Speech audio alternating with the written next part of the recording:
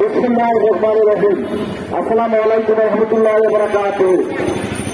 সারা দেশে প্রশাসনের নির্লিপ্ততায়, আইনশৃঙ্খলা বাহিনীর অবনতি এবং স্বাধীনতার ঘোষক শহীদ রাষ্ট্রপতি জিয়া রহমানের ছবি প্রতিফলিত বাংলাদেশের অহংকার, জিয়া পরিবারের আগামী দিনের ভবিষ্যৎ কান্ডারি, বাংলাদেশের আগামী দিনের স্বনির্ভর বাংলাদেশের স্বপ্নদ্রষ্টা, বিএনপির ভারপ্রাপ্ত চেয়ারম্যান সাহেব তারেক রহমানকে নিয়ে কটূক্তির প্রতিবাদে আজকের এই চট্টগ্রাম মহানগর উত্তর দক্ষিণ চাষার কর্তৃক আয়োজিত আজকের এই মানববন্ধনের সম্মানিত সভাপতি, চট্টগ্রাম মহানগর চাষের সংগ্রামী সভাপতি এবং মুসা বাবলু ভাই, অনুষ্ঠানের সঞ্চালক শিবন ভাই, আমাদের মাঝে ইতিমধ্যে উপস্থিত হয়েছেন বাংলাদেশ জাতীয়তাবাদী দল চট্টগ্রাম মহানগর শাখার সংগ্রামী সদস্য সচিব সকল ছাত্রনেতা জনতা নাজিবুর রহমান ভাই, আমাদের মাঝে বিশেষজ্ঞের বক্তব্য রাখবেন বাংলাদেশ জাতীয়তাবাদী দল চট্টগ্রাম মহানগর শাখার সংগ্রামী যুদ্ধ আহ্বায়ক ইয়াসিন চৌধুরী লিটন ভাই, আমাদের মাঝে উপস্থিত আছেন বিএনপি এবং জাসদের বিভিন্ন পর্যায়ের নেতৃবৃন্দ।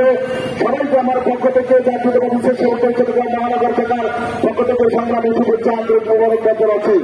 সংগ্রামী সাথী বন্ধুরা আমার, আমরা আজকে যে জন্য এখানে মানববন্ধন করছি যদি সংক্ষিপ্ত করে বলি, শহীদ রাষ্ট্রপতি জিয়া রহমানের ছবি প্রতিফলিত করেছে।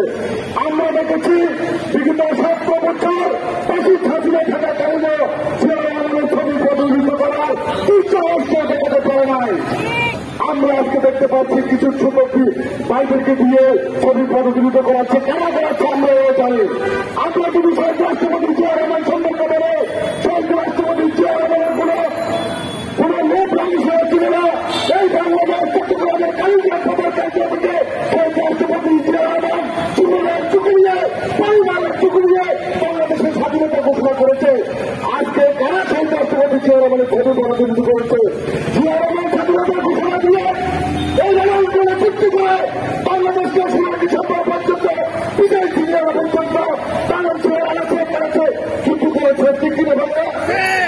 আমরা দেখেছি জিয়া রহমানের পরবর্তী আমাদের মধ্যে রাষ্ট্রপতির প্রথম সমস্যা লড়াই রাজপথে লড়াই সংগ্রাম করে বিভিন্ন নৈতিক উচ্চারণ লড়াই করে বাংলাদেশের একটি গণতন্ত্র উপহার দেওয়ার জন্য সংগ্রাম করেছে। ঠিক কিনা ভাইয়া?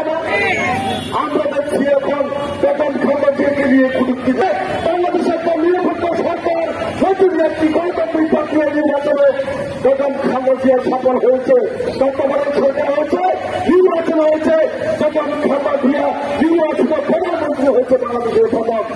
আমরা এও দেখেছি বেতন খাম্বাজিয়ার পরে আমাদের নেতা তারেক রহমান বাংলাদেশের গণতন্ত্র প্রতিষ্ঠা করার জন্য বিগত 16 বছর ফাঁসির হাসিনার বিরুদ্ধে লড়াই সংগ্রাম করে আমাদেরকে রাজপথে আন্দোলন করতে গিয়ে খুবই সক্ষম হতে হয়েছে।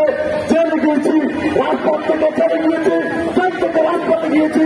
আমরা তারা রহমানের নির্দেশে আন্দোলন সংগ্রাম করেছি প্রিয় ভাই আমার। কিন্তু জুলাই যে গণপুত্তাল হয়েছে এটা হচ্ছে বিগত 16 বছর জাতীয়তাবাদী দলের নেতা কর্মীদের খুন হওয়ার ফসল, জেল দেওয়ার ফসল, রাজপথে নির্যাতন হওয়ার ফসল, লক্ষ লক্ষ বন্ধ হওয়ার ফসল।